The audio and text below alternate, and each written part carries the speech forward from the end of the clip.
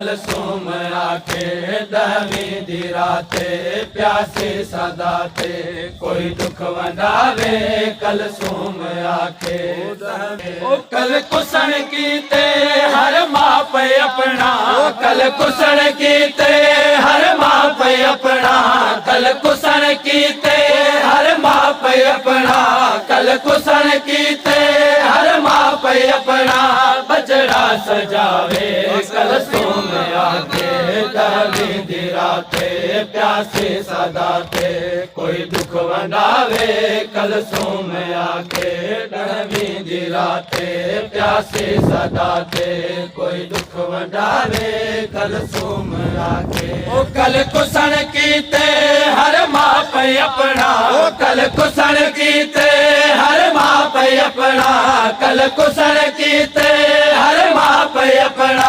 बजड़ा सजावे कल सोम आके दहवीं दी राते प्यासे सदा थे कोई दुख वंडावे कल सोम आके दहवीं दी राते प्यासे सदा थे कोई दुख वंडावे कल सोम आके सास हो दे औलाद हो दे मैं बे औलादा मैं पुत्र कोई नहीं एहसास हो दे औलाद हो दे मैं बे औलादा मैं पुत्र कोई नहीं यो दिल है आधा अज पुत्र मैदा यो दिल है आधा अज पुत्र मैदा यो दिल है आधा अज पुत्र मैदा कोई सदावे कल सोम आके दहवीं दी राते प्यासे सदा थे कोई दुख वंडावे कल सोम आके दहवीं दी राते प्यासे सदा थे कोई दुख वंडावे कल सोम आके अस हो गए औलाद हो दे मैं बे औलादा मैं को पुत्र कोई नहीं एहसास हो गए औलाद हो दे मैं बे औलादा मैं को पुत्र कोई नहीं यो दिल है आधा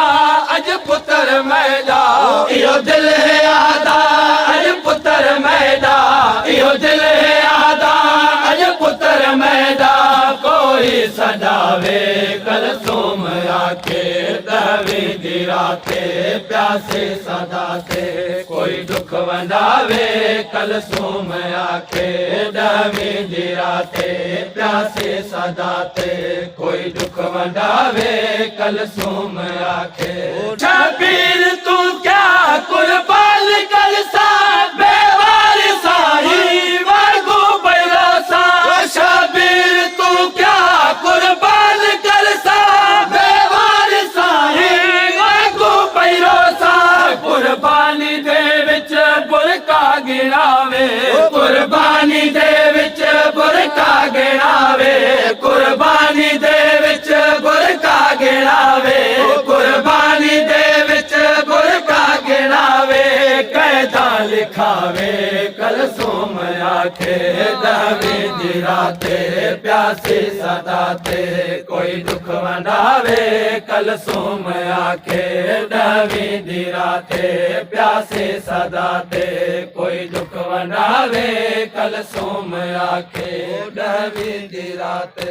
प्यासे सदा थे कोई दुख वंडावे मेहंदी दिती है वतना तू सुगरा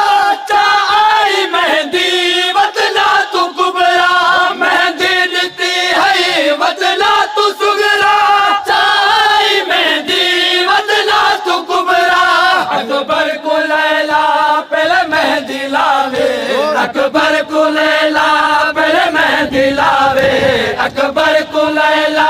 पहले मेहंदी लावे बनरा बनावे कल सोम आखे दहवीं दी राते प्यासे सदा थे कोई दुख वंडावे कल सोम आखे दहवीं दी राते प्यासे सदा थे कोई दुख वंडे ओ कल बल वसावन शबीर आ गए बजड़ा कुहावन शबीर आ गए कल बल वसावन शबीर आ गए बजड़ा कुहावन शबीर आ गए कुर्बान थी के कोई मेरे तरफों